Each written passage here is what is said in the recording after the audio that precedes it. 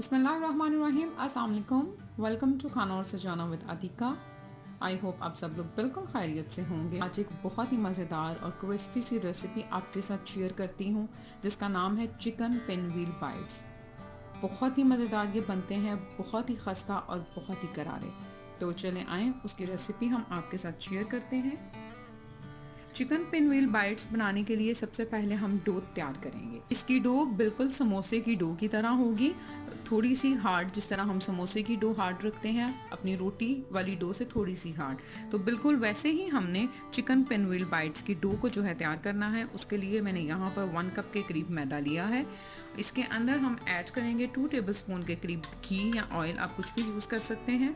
मैं इसके अंदर घी ऐड कर रही हूँ। ये 2 टेबलस्पून के करीब इसके अंदर मैंने घी ऐड कर दिया और ये 1/4 टीस्पून के करीब मैं इसके अंदर नमक ऐड करूंगी। इनको हम पहले अच्छी तरह से क्रम्बल करेंगे।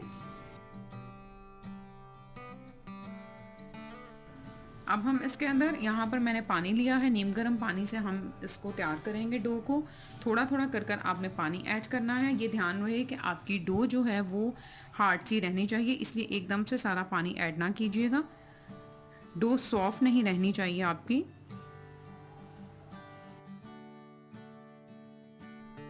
तीन से 4 मिनट तक आप इसको अच्छी तरह से गूंद लें।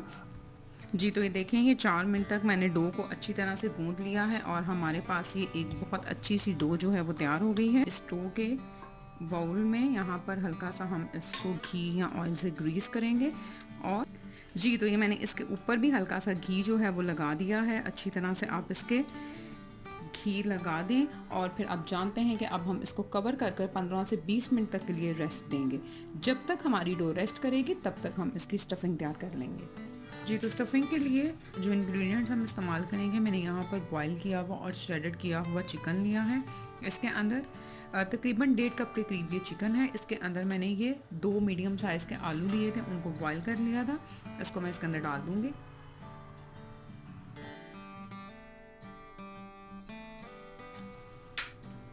ये हाफ़ टी स्पून के करीब इसके अंदर नमक जाएगा।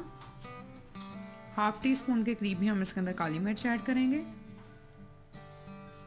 हाफ़ टी स्पून के करीब इसमें गरम मसाला चला जाएगा और ये हाफ़ टी स्पून के करीब ही इसके अंदर हम चाट मसाला डालेंगे। ये मैं इसके अंदर थोड़ा सा धनिया ऐड करूँगी और 1 टेबलस्पून के करीब मायो मैं इसके अंदर ऐड कर रही हूँ।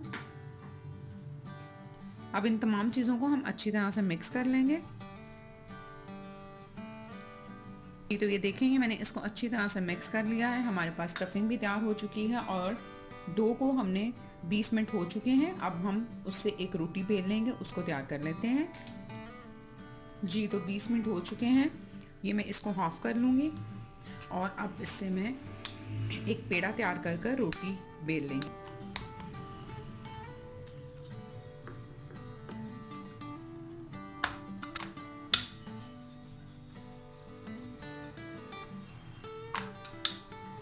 जी तो ये रोटी को हमने बेल लिया है। ये आप देख सकते हैं कि रोटी जो है वो हमने बहुत ज़्यादा पतली जो है वो नहीं बेली, आप इसको चेक कर सकते हैं। इसको अब हम रखेंगे इस तरह से और इस पूरी रोटी के ऊपर हमने जो स्टफिंग तैयार की थी उसको हमने अच्छी तरह से डाल देना है, फैला देना है। आप ये देखिए, इस तरह से करते हुए आपने इसको अच्छी तरह से फैला देना है। हाथ से फैलाएंगे तो ज़रा वो अच्छी तरह से सेट हो जाएगी।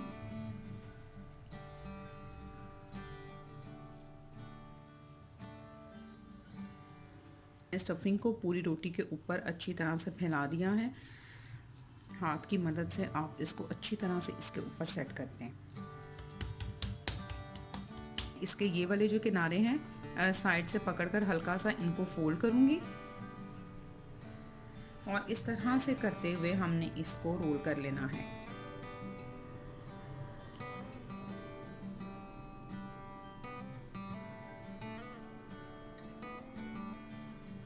ये देखें, ध्यान रहे कि ये साइड से इसके किनारे जो हैं इनको आप हाथ की मदद से अच्छी तरह से जोड़ दें।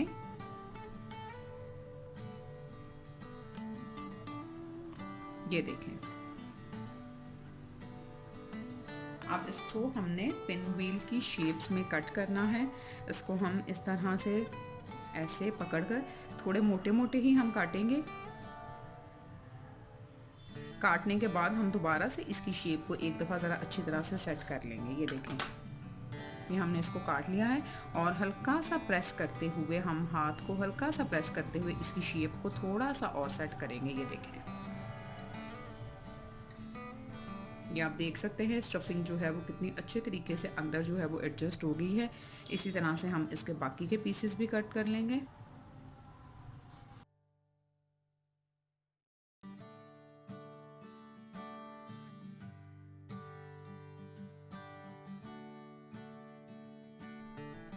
इस तरह से अब आप इनको थोड़ा सा प्रेस करते हुए इनकी शेप को एडजस्ट कर लें।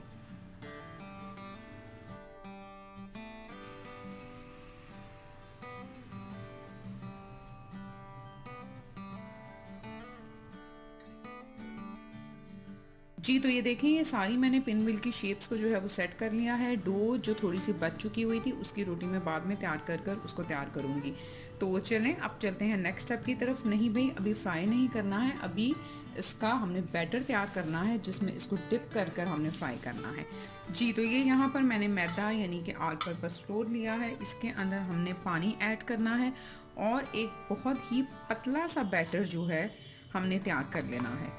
बहुत ही पतला बैटर आपने तैयार करना है, रनिंग कंसिस्टेंसी इसकी होनी चाहिए, बिल्कुल पानी की तरह। कि हमारे पास एक बहुत ही पतला सा बैटर जो है जिसे हम स्लैरी भी कहते हैं वो तैयार हो चुका है। ये आप देख सकते हैं।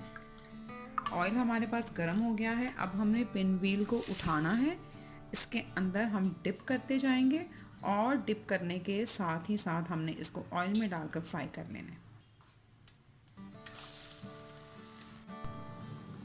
फ्लेम मैंने मीडियम की हुई है और मीडियम फ्लेम के ऊपर ही हम इसको फ्राई कर लेंगे जब तक कि गोल्डन ब्राउन नहीं हो जाते।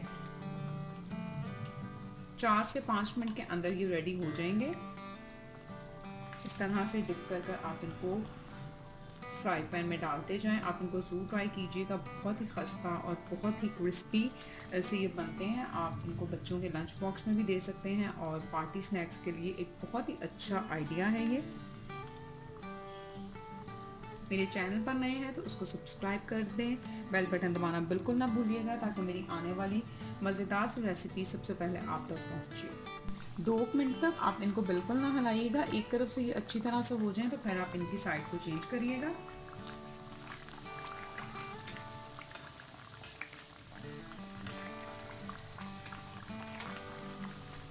ये देखेंगे हल्के हल्के जो है वो क्रिस्पी होना स्टार्ट हो रहे हैं।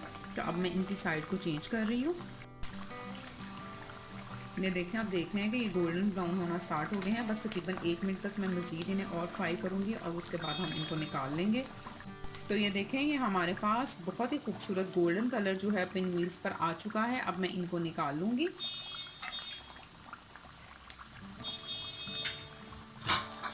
तो ये देखिए कितने क्रिस्पी और कितने मज़ेदार से चिकन पिन व्हील बाइट हमारे पास रेडी हो चुके हैं। मैं इसी तरह से बाकी के जो हैं उनको भी फ्राई कर लूँगी।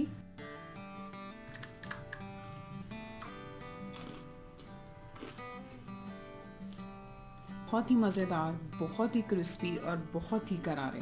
आप इनको ज़रूर ट्राई कीजिएगा, आपको बहुत पसंद आएंगे। अपना बहुत सारा ख्याल रखिएगा, दुआ में याद रखिएगा। रेसिपी को ट्राई कर मुझे ज़रूर बताइएगा, फीडबैक ज़रूर दीजिएगा। फिर मिलूँगी इंशाल्लाह नई और मज़ेदार सी रेसिपी के साथ। खुश रहें, खुशियाँ बांटें। Thank you very much and अल्लाह हाफिज़।